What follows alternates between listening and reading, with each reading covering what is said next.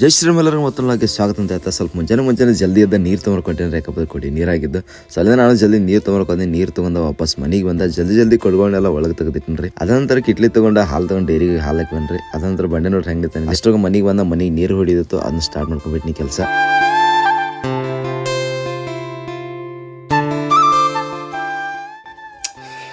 So ಇವಾಗ ನೀರು ಹೊಡೆದಾಗೈತ್ರಿ ಆದಷ್ಟು ಜಲ್ದಿ ಸ್ವಲ್ಪ ಊಟ ಮಾಡ್ಕೊಂಡ ನಂತರ ತೆಂಗಿನ ಸ್ವಲ್ಪ ಸ್ಕೂಲಿಗೆ ಬಿಟ್ಟು ಬರ್ತೈತಿ. ತೆಂಗಿನ ಬಿಟ್ಟು ಬಂದ ಸ್ವಲ್ಪ ಜಲ್ದಿ ಕೆಲಸಕ್ಕೆ ಹೊಲಕ್ಕೆ ಹೋಗೋನು ನಡೀರಿ.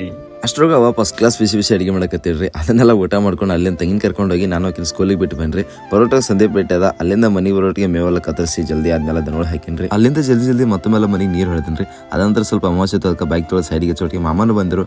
ಅದಂತರ ಸ್ವಲ್ಪ ಮಷೀನ್ ಒಳಗೆ ಮೇವೆಲ್ಲ ಕತ್ತರಿಸಿ ಇಟ್ಬಿಟ್ರಿ.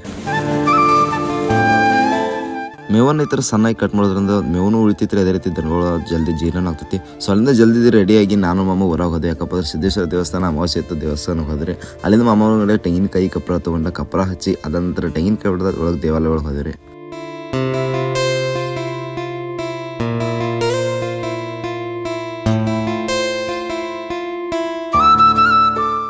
ಅಲ್ಲಿಂದ ನಾನು ಜಲ್ದಿ ಊರಾಗ ನಮ್ಮ ಸಿದ್ದು ಮಾಮ ಮನೆಗೆ ಬನ್ನಿ. ಅಷ್ಟರಾಗ ಮಾಮನು ಫುಲ್ ನಿದ್ದೆ ಕಟ್ಲಕತ್ತಾರ ಅವ್ರನ್ನ ಎಬ್ಬಿಸಿನ್ರಿ. ಅದಂತರ ಜಲ್ದಿ ನಾವು ಬೈಕ್ ತಂದು ವಾಪಸ್ ಮನೆಗೆ ಬಂದೆವು. ಮನೆಗೆ ಬಂದ ನಂತರ ಅಪ್ಪ ಜಲ್ದಿ ನೀರು ಕೊಟ್ರಿ ಕಟ್ಟಡಕ್ಕೆಲ್ಲ ಮತ್ತೊಮ್ಮೆ ನೀರು ಹೊಡ್ಕೊಂಡು. ಅಷ್ಟರಾಗ ಮಾಮನು ಬಂದರು. ಸೊ ಅಲ್ಲಿಂದ ಅಮಾವಾಸ್ಯೆ ಇತ್ತು, ಅದ ಕಾರಣಕ್ಕಾಗಿ ಪೂಜೆ ಸಾಮಗ್ರಿ ತೊಗೊಂಡು ಬೈಕೆಲ್ಲ ಪೂಜೆ ಮಾಡ್ಕೊಂಡು.